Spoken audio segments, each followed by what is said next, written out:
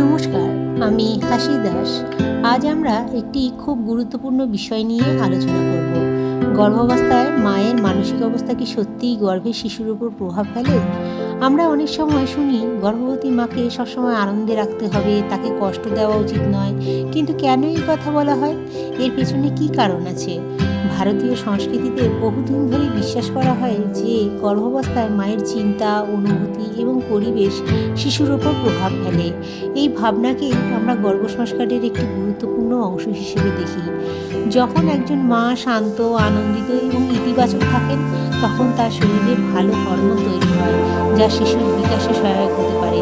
অন্যদিকে যদি মা খুব বেশি মানসিক চাপ, দুশ্চিন্তা বা ভয়ের মধ্যে থাকেন, তাহলে তার প্রভাব মায়ের শরীরের উপর যেমন পড়ে, তেমনি শিশুর উপরও কিছুটা প্রভাব পড়তে পারে। এই কারণেই গর্ভাবস্থায় মায়ের মানসিক সুস্থতার উপর বিশেষ গুরুত্ব দেওয়া হয়।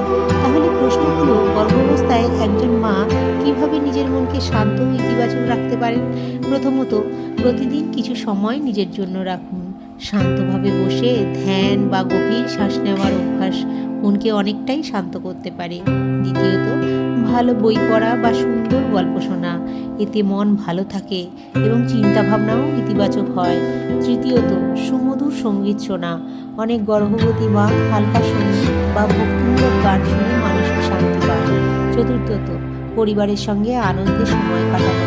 পরিবারের ভালোবাসা এবং সমর্থন একজন গর্ভবতী মায়ের আত্মবিশ্বাস অনেক বাড়িয়ে দেয়। পঞ্চমত, অপ্রয়োজনীয় দুশ্চিন্তা থেকে দূরে থাকা। মনে রাখতে হবে, গর্ভাবস্থা একটি স্বাভাবিক এবং সুন্দর যাত্রা। গর্ভসংস্কারের মূল উদ্দেশ্য হলো মা যেন শারীরিক ও মানসিকভাবে সুস্থ থাকে এবং সেই সুস্থতার প্রভাব শিশুর মধ্যে পৌঁছে যায়। আমরা যদি গর্ভাবস্থার সময়টাকে সচেতনভাবে এবং আনন্দের সঙ্গে কাটাতে পারি, তাহলে ভবিষ্যৎ প্রজন্ম আরও সুস্থ ও সুন্দর হয়ে উঠবে। আজকের আলোচনা এখানেই শেষ করছি। ভিডিওটি যদি আপনাদের ভালো লাগে এবং উপকারে আসে, তাহলে ভিডিওটি লাইক, কমেন্ট, শেয়ার করবেন।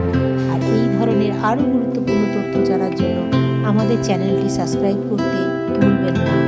পরবর্তী ভিডিওর জন্য আমার চ্যানেলে চোখ রাখুন। ধন্যবাদ। নমস্কার।